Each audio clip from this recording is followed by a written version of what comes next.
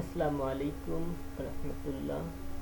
আজ আমি আপনাদের সামনে হাজির হয়েছি একটা গুরুত্বপূর্ণ বিষয় নিয়ে। আমি আজ আলোচনা করব আপনাদের সাথে ফটোশপের ফিল্টার মেনুর আর্টিস্টিক নিয়ে। কিভাবে আর্টিস্টিক ব্যবহার করা যায় এবং কিভাবে আর্টিস্টিক ব্যবহার করতে হয়। তাহলে চলুন দেখা যাক। প্রথমে আমরা ফাইল মেনুতে যাব এবং যে কোনো একটা ইমেজ ওপেন করব। আমাদের ইচ্ছা মতো পছন্দ অনুযায়ী যে কোনো একটা ইমেজ ওপেন করব।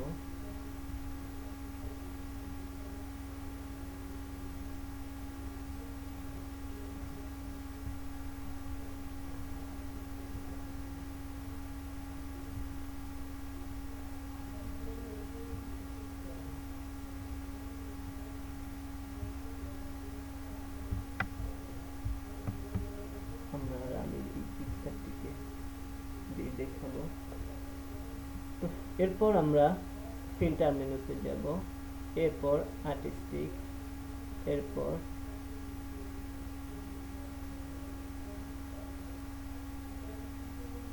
Cut out.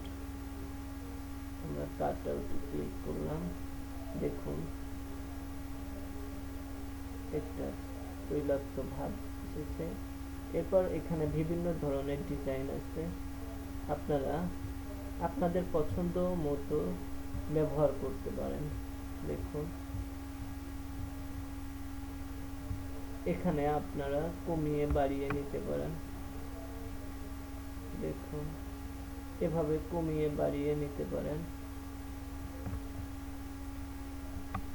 শুধু কোনো মানুষের ছবিতে নয়, আপনারা এটার মাধ্যমে বিভিন্ন ডিজাইনের টেক্সচার তৈরি করতে পারেন।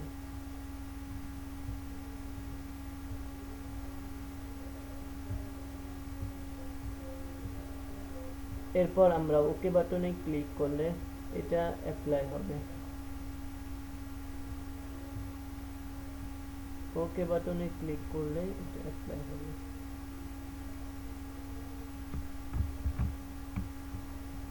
এরপর ফিল্টার মেনুতে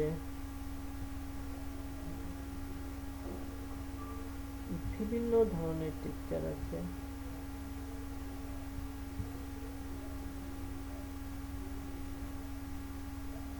এরপর আমরা প্লাস্টিক এর মধ্যে বিভিন্ন ধরনের আপনারা টেক্সচার পাবেন। এখান থেকে ক্লিক করে করে আপনারা চেঞ্জ করে নিতে পারেন।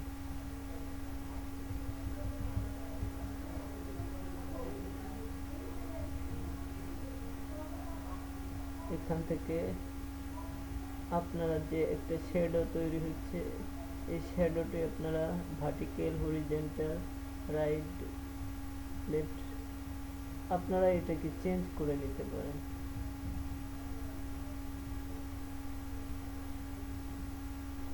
এটিকে কমিয়ে বাড়িয়ে